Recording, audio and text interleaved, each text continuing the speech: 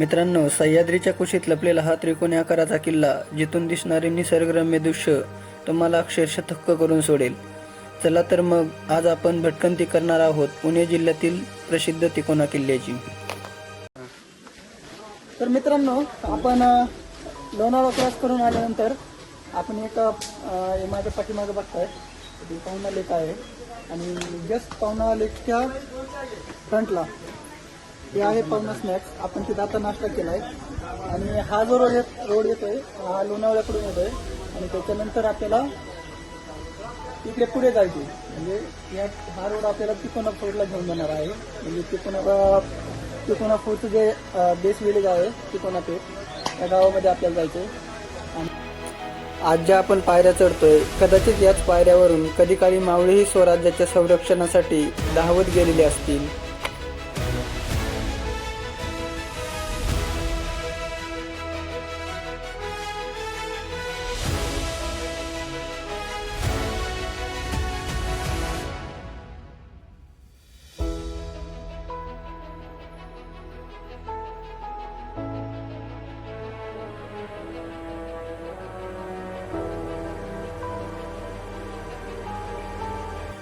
तिकोना किल्ल्याची उभारणी नेमकी कोणत्या राजवटीत झाली याचा ठोस पुरावा उपलब्ध नाही. मात्र हा किल्ला अत्यंत प्राचीन असून सातवहन किंवा यादव कालापासून या परिसराला महत्त्व असल्याचे मानले जाते. तिकोना किल्ल्यास वितंडगड असेही म्हणतात. हा समुद्री सपाटीपासून सुमारे 3580 फूट उंचीवर आहे.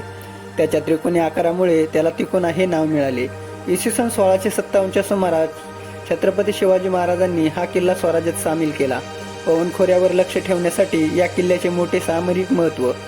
पुरंदराच्या तहानंतर तो काही काळ मुघलांच्या ताब्यात गेला, परंतु नंतर मराठ्यांनी पुन्हा तो जिंकला.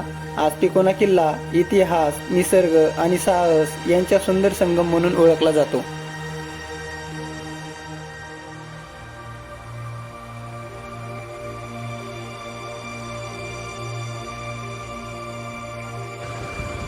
मित्रांनो, आपण आता आलेलो आहे पावना जो डॅम आहे त्याच्या बरोबर फ्रंट साईडला येतं आणि माझ्या पाठीमागं बघताय हा पावना डॅम आहे आणि ही पावना डॅम किती दिसते तुम्हाला इतका सुंदर नजारा बघायला भेटेल. इथं तुम्ही आल्यानंतर इथं 100% थांबा आणि हा नजारा बघा, एकदम मन प्रसन्न करून टाकतोय.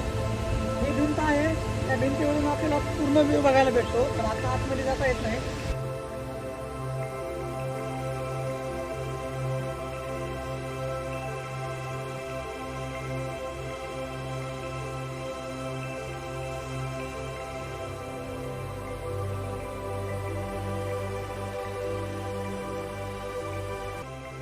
सह्याद्रीच्या या जंगलात प्रत्येक पायवाट एक नवीन अनुभव देते. प्रत्येक वळणावर निसर्गाचं वेगळंच सौंदर्य दिसतं. शांतता इतकी गहिरी असते की वाऱ्याची सळसळ ही एक सुंदर. सह्याद्री हजारो वर्षाचा इतिहास, आपल्या कुशीत जपणारी पर्वतरांग, दाट जंगल, उंच कडे, हिरवीगार झाडं आणि पक्ष्याचा मधुर किलबिलाट इथे प्रत्येक क्षण निसर्गाची एक नवी गोष्ट सांगत असतो. पावसाळा सुरू झाला की हे सह्याद्रीचं पूर्ण रूप बदलून जातं. धुक्याची चादर, डोंगरावरून कोसळणारे धबधबे आणि मातीचा सुगंध प्रत्येक श्वास मनाला नवचैतन्य देतो. इथे मोबाईलचं नेटवर्क कमी, पण स्वतःशी जोडलेलं नातं अधिक घट्ट होतं.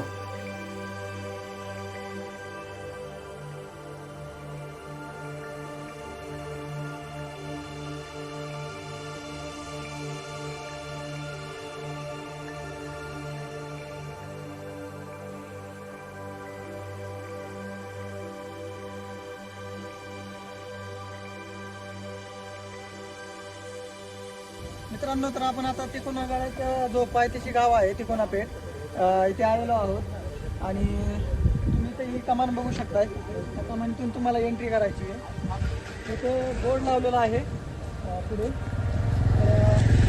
हा घेऊन जाणारा रस्ता आहे तुम्हाला, तो तिकोना फोर्टकडे घेऊन चाललाय.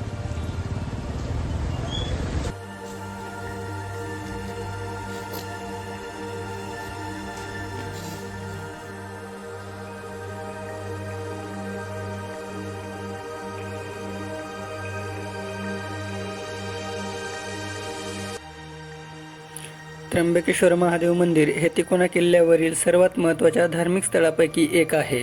हे मंदिर भगवान शंकराला समर्पित आहे.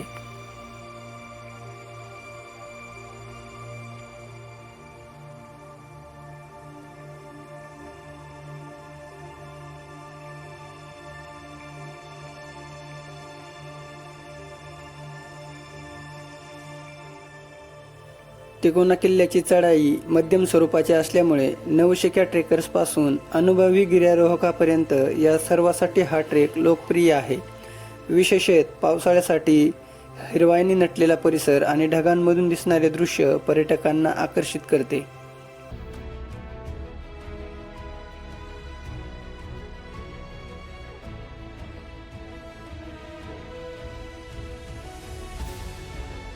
मित्रांनो, आता आपण गडाच्या माथ्याशी आलेलो आहोत आणि आपल्याला गडाच्या माथ्यावरून असं दृश्य दिसतंय आणि इथं आपला ट्रेक संपतो.